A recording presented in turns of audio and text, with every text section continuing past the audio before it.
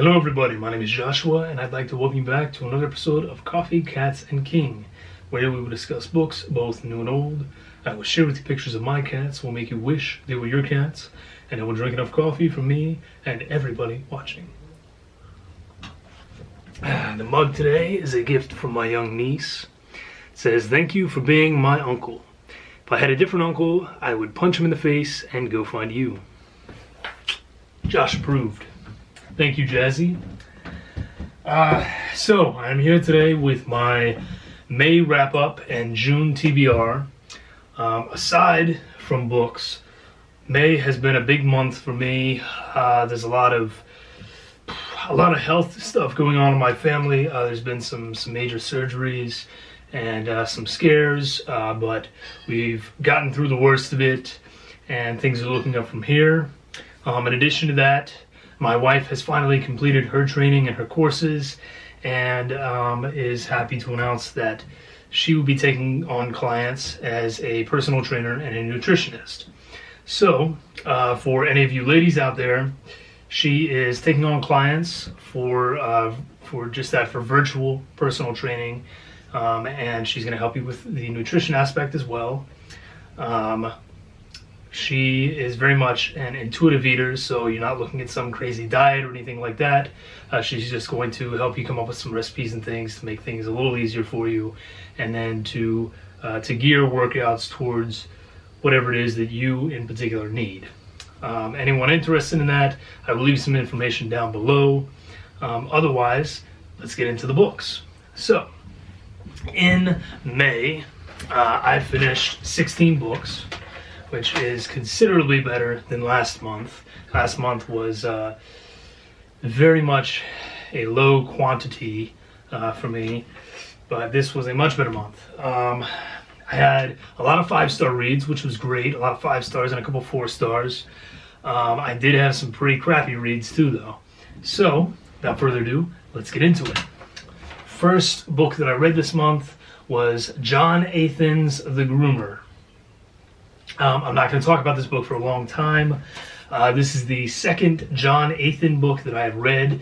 The first was Do Not Disturb, which I thought was going to be awesome. It was about clowns taking over a motel, and somehow the idea just crashed and burned, and it wasn't that great of a read. This one is supposed to be about hurtcore and about people who kidnap children and do terrible things to them. So, I knew that going in. I knew it was going to be a tough read in that regard. It's not about the extreme levels of violence or anything like that. I knew what I was getting into as far as that goes. In this case, where this book lost me was just the whole unreality of it. There's someone who dies because he has darts thrown at him, and the darts hit him, and it talks about breaking the bones. And I'm just thinking, are you kidding me? Really? And it was, it was things like that. And without getting too far into it, the main character goes on this big thing, and starts killing off a bunch of people, and they're bad people, and we're supposed to cheer for him. But at the same time, it's like, okay, is this, I couldn't get into it. I couldn't believe that this guy who had no experience in any of this was going to take on this organized crime unit.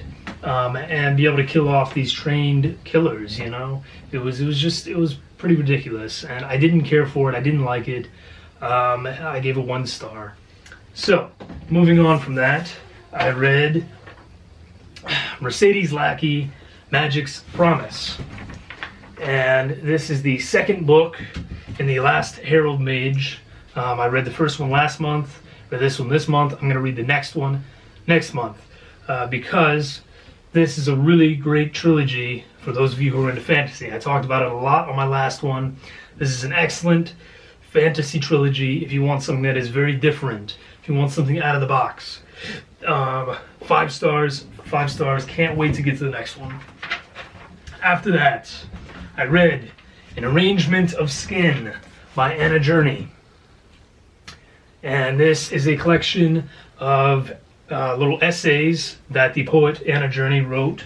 It felt a little mangled and mashed up at times, but at the same time, the writing was very poetic, sometimes a little too poetic, but for the most part, it worked really well. I very much enjoyed it.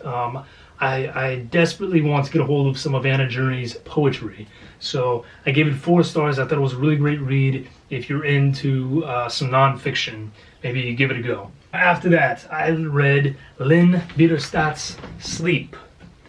I'm really not going to talk about this one much because in a couple days you guys are going to see another book review ×2 video for me where I review this book and one other that's in this list over here. So I'm not going to talk about it right now. I'm going to be talking about it in that video. So stay tuned for that one in a couple days. After that, I jumped into D.E. Atkins' The Ripper. This is one of those old point horror books. You know, in the same realm of the scholastic horror back in the day. But their point horror in particular is highly collectible, highly sought after now. This one, I gave it 3 stars. I thought it was a bit disjointed.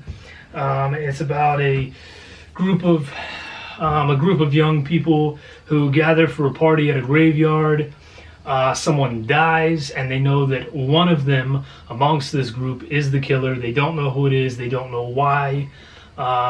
And, you know, the suspense kind of ramps up from there. But, like I said, it was a little disjointed. It was a little all over the place at times. And I thought that the final delivery was just a bit messy, but it was decent. So 3 stars. Okay, moving on from there, I had another 5-star read with William F. Nolan's Logans Run. And a lot of people are familiar with Logans Run either through the books, and yes, I said books, either through the books or through the movie/TV series from way back in the day. I knew about it, I had never read it, I'm very happy I did. It is an excellent science fiction novel. I see why it's considered a classic. I'm not going to talk a lot about it because most people know about it already, and those that don't, you know, I'm just going to say go on and pick yourself up a copy because it's a really great read. It's fast. It's under 200 pages. I give it a solid 5 stars.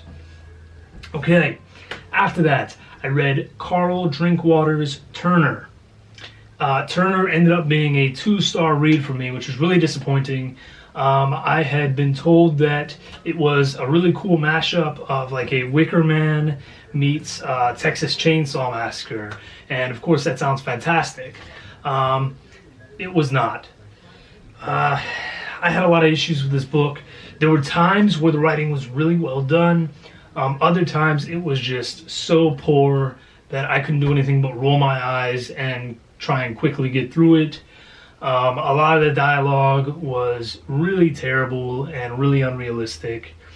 The horror scenes, though, there were some really great horror scenes, some truly scary scenes where, you know, the suspense was built up and you felt it, you know. But it was just, it was so hard to jump from that to this really terrible scene of 2 people having a conversation that was just so unrealistic. It was hard to believe. So 2 stars at the end of the day. After that, I read another really great book. That was Sophie Cameron's Out of the Blue. And again, I'm not going to talk about this much because this is the other half of that book review ×2 that you're going to see from me in the next couple of days. So, once again, stick around for that. Okay, moving right on. I jumped into Carolyn B. Cooney's Driver's Ed. And once again, this was a 5-star read from me. And I know, it seems like I'm just throwing out 5-star reads. And I do throw them out a little more than, you know, than a lot of people do. But this book, I will say the beginning was a bit difficult to get into. It definitely was. So those first 20, 30 pages, they're a little rough.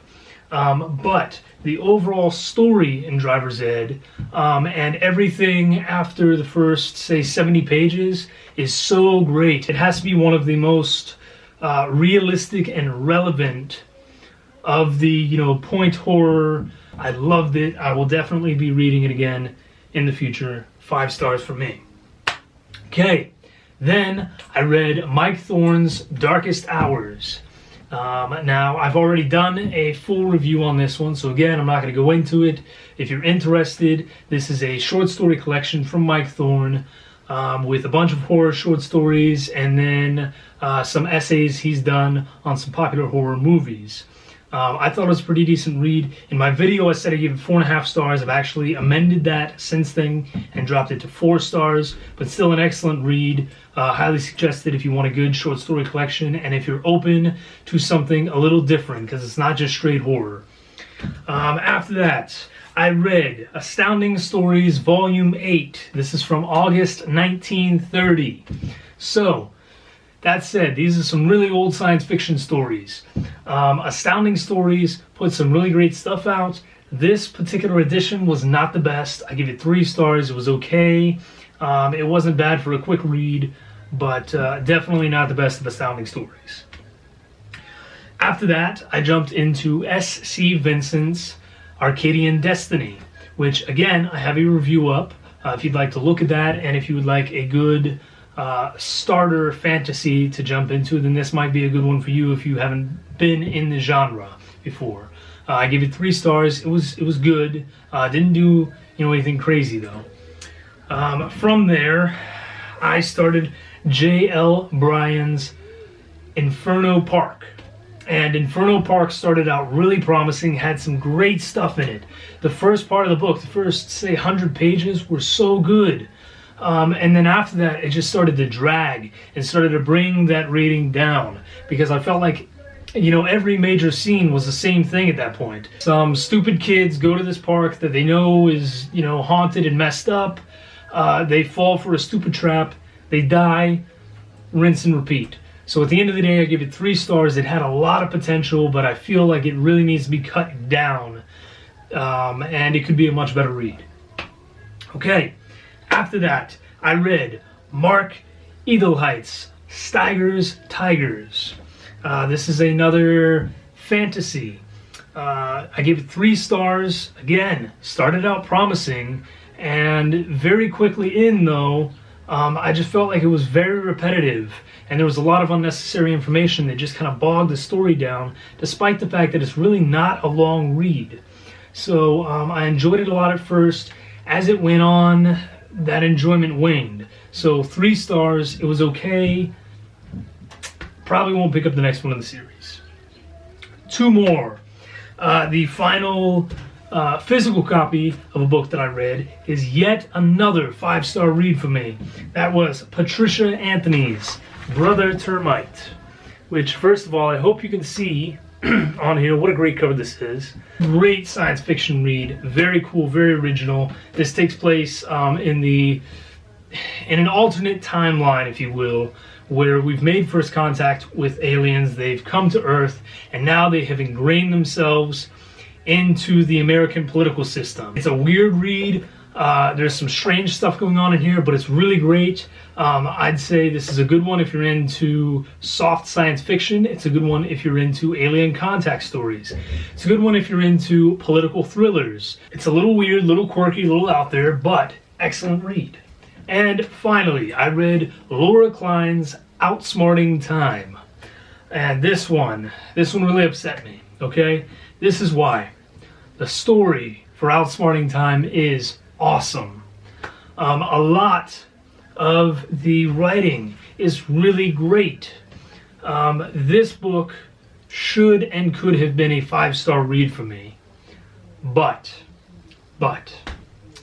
once again, I run into the issue where it desperately needs editing and proofreading. There were misspellings and grammatical issues and syntax issues, and worst of all, there were continuity issues. So very early on, when the main character doesn't know what's going on, someone is referred to as a Chronotech employee. And then it's not until another, 10 or 15 pages later that someone tells her, oh, hey, this is Chronotech, and we all work for Chronotech.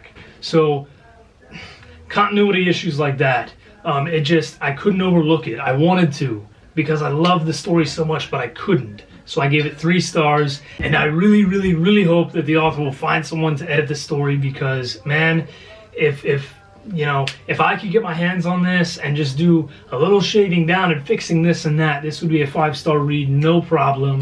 I would love to have this on my bookshelf. So, those are the 16 books that I read this month. Now, I'm going to go on and jump into the books that I want to get to in June. So, the first book that I plan to get to in June, and it's kind of cheating because I'm actually halfway into it already, but this is an anthology called Narrow Houses. It's put together by Peter Crowther. It has some really big name horror authors: Ramsey Campbell, Jonathan Carroll, Rick Hartala, Rex Miller, Kim Newman, etc., etc., etc. Like I said, I'm halfway into it already. This is an anthology. It's a little weird so far. It's supposed to be based off of superstitions. It's not very well themed in that regard. A lot of these stories are not about superstitions, but these stories are really good so far. So I'm excited to see what else is in this book. By the way, I apologize for any sound in the background. My neighbors have some music playing very loudly, and one of the gentlemen out there has decided that he needs to do a little crooning. Unfortunately, he's much less Frank Sinatra and more like a William Hung.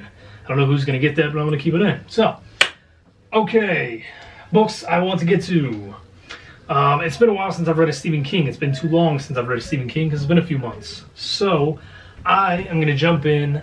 I feel like I need a little Stephen King therapy. I'm going to jump into one of my favorites by him. That is From a Buick 8.